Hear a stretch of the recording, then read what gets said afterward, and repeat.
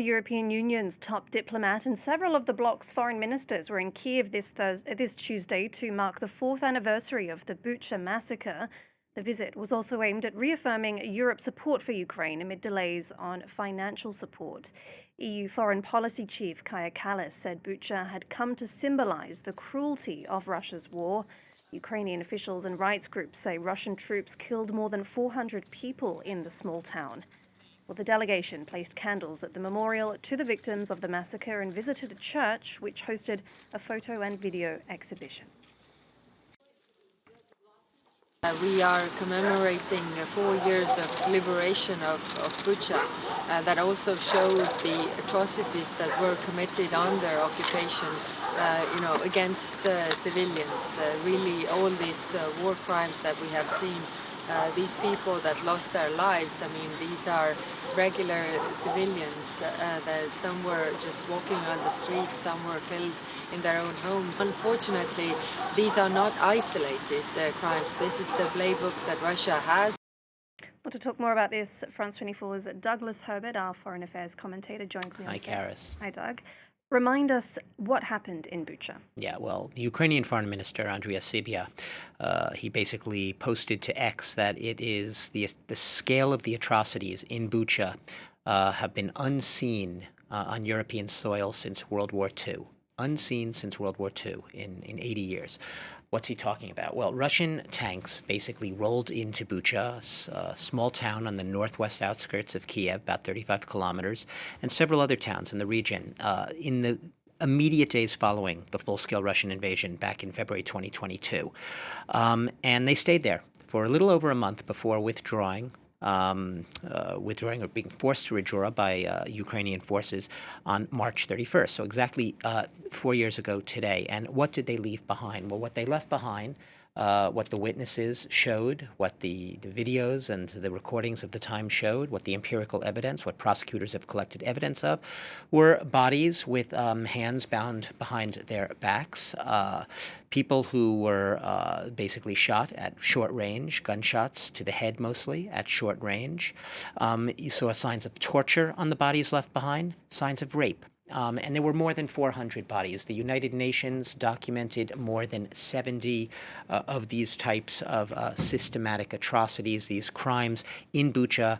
And the evidence showed that the Russian unit that committed, well, I'll use the word allegedly committed, but the overwhelming brunt of evidence showing that the Russian unit that allegedly committed these atrocities, it was part of a broader and deliberate and ruthless campaign by the Russian forces in the early days of the war. It's easy to forget now because things have sort of changed the dynamics on the ground in their push to Kyiv to try to pave literally a road of destruction through Kyiv. And the troops who were committing these atrocities, let's call them for what they were, basically were pumped up on some of the most potent, toxic, virulent Russian propaganda on the time.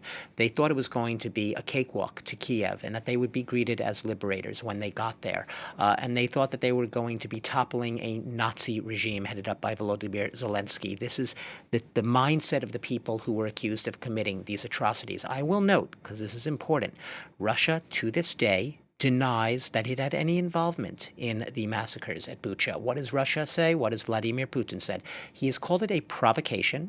He has said it is stage managed by the regime in Kyiv. Remember, the neo-Nazi, in quote, regime in Kyiv for the Western media. That remains to this day. But there also remains the contrast when we talk about Bucha between the almost universal sense of rage, outrage, anger, horror at the level of atrocity committed in Bucha and the contrast with the repeated, to this day, Russian denial, Russians simply calling it a provocation. All right, well, looking at today now, what can you tell us about the significance behind this visit by EU diplomats? Important. And more than just symbolically. We are right now at a time where the U.S. is all but retreated from its support for the war, even if we still speak of the, quote, U.S.-led efforts to end the war.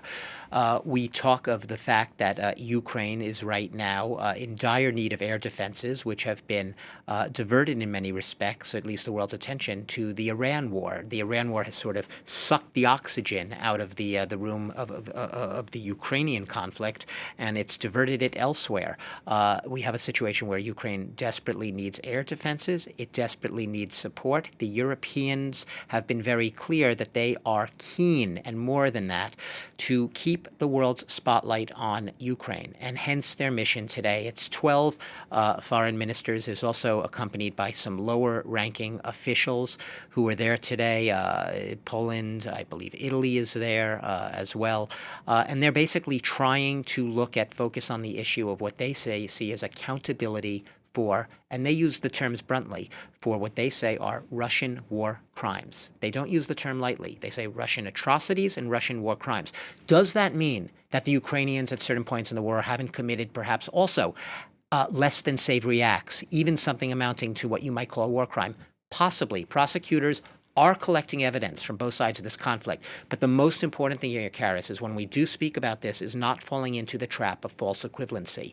It is very clear, and the Europeans want to send this message, when you talk of war crimes in this unprovoked war of aggression by Russia against Ukraine, the overwhelming, absolute, resounding majority of these crimes have been Russian crimes committed against Ukrainians on Ukrainian soil since the full-scale invasion. So they want to set up a tribunal, a special tribunal. This is what they've been talking about for years, that would basically hold the people who ordered these types of atrocities and crimes accountable for what they did, for their deeds, not just those who did the killings themselves, but those who ordered the killings. Where it would be based, The Hague, somewhere else, all to be decided. It would need a lot of support. It would need a lot of funding in order to have credibility and legitimacy. There's still a long way from that. But this mission today is meant to send a message. We haven't forgotten Bucha. We haven't forgotten Ukraine. We're still there. We know you're distracted by Iran, but let's keep our eye on this ball as well.